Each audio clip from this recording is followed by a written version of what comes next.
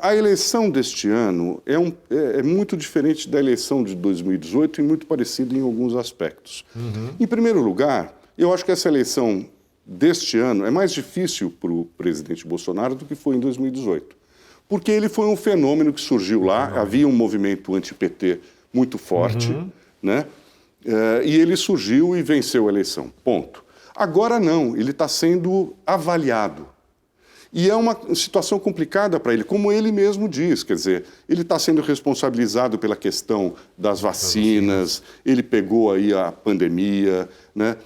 A economia que estava começando a melhorar lá em 2019, depois afundou de novo com desemprego, com inflação, e ele está sendo responsabilizado por isso. Então, hoje, ele não é aquele candidato desconhecido. Hoje ele é o presidente da República que está sendo avaliado.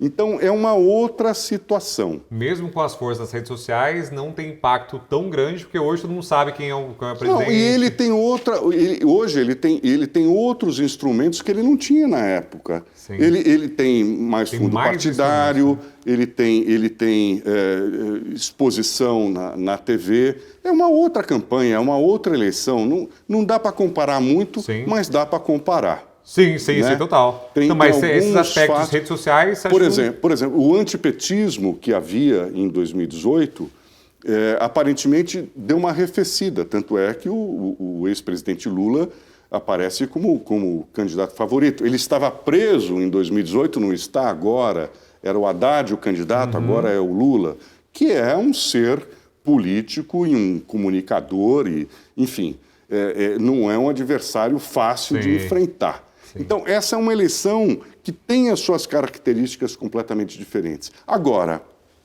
as pesquisas, não sei se você quer... não, é exatamente isso. Eu falar que, inclusive, no evento da Monet, você falou exatamente isso, né? Que não era para acreditar nas pesquisas, que só saberia, de fato, na urna.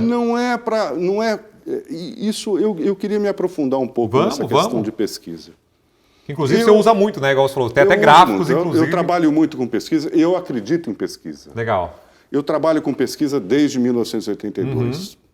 Você podia dar um passo antes só, Ibsen, que muita gente desacreditou nas pesquisas, porque o resultado não foi o que apontavam, né, pelo menos. Mas como funciona a pesquisa? Porque muita gente nem sabe, né? Fala, o pessoal vai na porta da PUC, vai na porta de tal lugar e pergunta para 2.000 pessoas enviesadas. Como funciona esse pré? Como funcionam as pesquisas eleitorais? Que é um assunto que eu acho que muita gente não tem ideia como funciona, né? Então...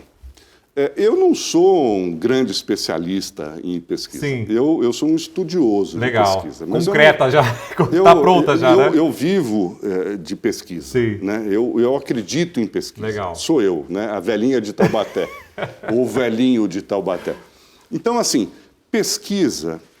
outro dia eu estava num outro evento e eu sempre citava essa frase que eu falo sempre em palestras. Quando eu fui para o mercado financeiro, um economista-chefe do banco me fez uma frase que eu achei fantástica, que é o seguinte, e que eu aprendi, que estatística é a arte de você torturar os números até que eles confessem o que você quer.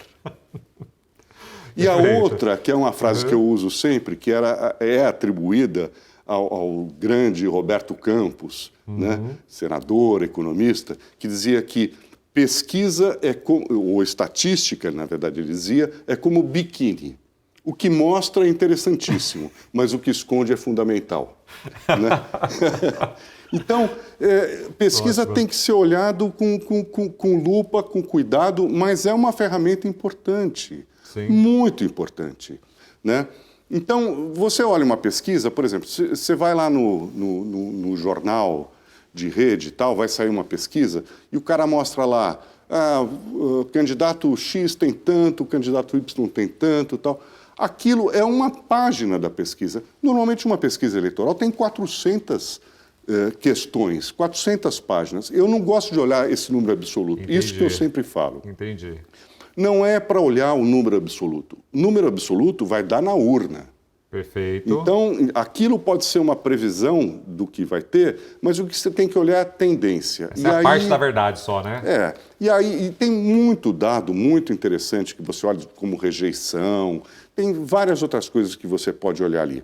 Mas o que é importante é que, nesta eleição, e como outras, eu vou citar alguns exemplos aqui, os institutos de pesquisa não pegaram um movimento que é o que eu olho em pesquisa, que é a tendência.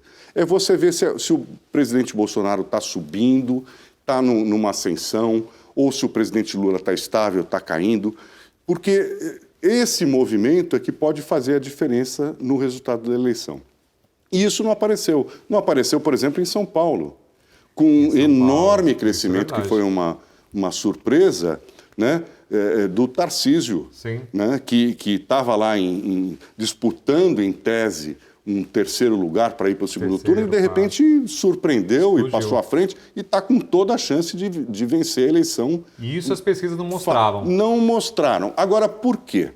Aí vamos lá, vamos bater nisso. Eu digo o seguinte, como eu disse, eu confio em pesquisa. Confio na metodologia de pesquisa. Conheço os pesquisadores, converso com os presidentes dos institutos de pesquisa e com pesquisadores e tal, que são excelentes para analisar pesquisa, mas às vezes não são muito bons em analisar cenário político, porque uma coisa é uma coisa, outra coisa é outra coisa. Número é número, na área de números é outra coisa. É outra coisa. Né? Muitas vezes vai feeling, vai da coisa matreira da política mineira, que você... Isso pesquisa não capta. Né?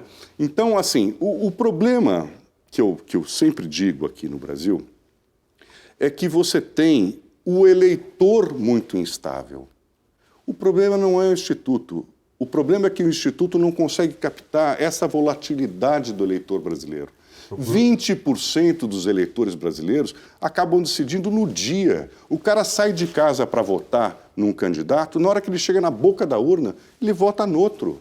Porque esqueceu de um número, de repente, e lembrou do outro. Não, porque tem vários aspectos. Mas aí você quer ver um que é engraçado? É volátil, que eles mudam de opinião? Mudam de opinião. E, às vezes, as próprias pesquisas acabam influenciando essa mudança. Então, isso aconteceu, e não é só no Brasil esse fenômeno. No mundo todo, né? Isso aconteceu, por exemplo, no Brexit, no Reino Unido. Isso aconteceu na eleição americana com o Trump. Ou seja, se você tem lá, o Brexit não vai passar, o cara não se sente motivado a sair de casa porque ele acha que aquilo lá não vai acontecer. No dia seguinte ele se arrepende. Fala, nossa, eu fui pelas pesquisas e de repente passou. O Trump é a mesma coisa, né? Todo mundo dizia, o Trump vai ganhar a eleição. Muitos eleitores do Trump provavelmente não saíram para votar naquele dia e acabou o Biden ganhando. Entendi. Então, as pesquisas, não é à toa que muita gente quer impedir divulgação de pesquisa, porque acaba influenciando. Uma coisa que você falou, eu achei que era exatamente o contrário, porque a pessoa está na frente, eu achei que influenciaria as pessoas a irem votar. Não, mas veja, olha o que aconteceu nessa eleição. Aqui em São Paulo, tradicionalmente... tem um posicionamento conservador, principalmente no interior do Estado, e o PT nunca conseguiu conquistar São Paulo. Quando o PT aparece com o Haddad à frente, provavelmente as pesquisas mostraram isso, e os eleitores que são contra se motivaram a... Eu, por exemplo, vou falar, isso não é estatisticamente, enquete, mas, por exemplo, na minha urna, na minha sessão eleitoral, tinha muitos idosos que foram votar de bengala. Saíram de casa, foram votar. Mesmo não precisando, foram votar. Por quê? Porque provavelmente as pesquisas mostraram que aquilo que eles não queriam que acontecesse, poderia acontecer, e isso motivou. Então, assim, é difícil você pegar essa coisa do eleitor brasileiro. Outra coisa... Porque pode ser em todo lado, né? Porque o cara pode estar mostrando que está ganhando, ele vai para... Ele é incentivado a mudar de opinião, porque está ganhando, fala, vou votar em quem está ganhando. Pode ser motivado pelo contrário também, o negócio falou, não vai ganhar, não vou também. Ou pode falar assim, esse cara vai ganhar e aí a pessoa sai de casa para votar o contrário, como você citou para os idosos. Por isso que é muito difícil pegar, né, essa volatilidade. Eu entendi e outra coisa, tem uma coisa que é interessante do brasileiro, que o brasileiro não gosta de, entre aspas, perder o voto. O brasileiro gosta de votar em quem vai ganhar. Entendi. Eu conto uma história que é muito engraçada. Eu nunca trabalhei na Folha, mas os meus colegas jornalistas me contavam uma história de um contínuo que trabalhava na Folha de São Paulo, muitos anos, o senhorzinho, e que todo dia, no day after da eleição, todo mundo se reunia em volta da mesa dele, né? E ele ia conferir o resultado da eleição. E ele pegava o jornal e dizia lá, vamos lá, deputado estadual, acertei. Deputado federal, acertei. Senador, errei. O cara não estava interessado em votar bem, ele queria gabaritar. Mentira! Então tem esse... E você acha que brasileiro é assim, tem maior esse parte? fenômeno. Que loucura. Tá? Que loucura. Hoje...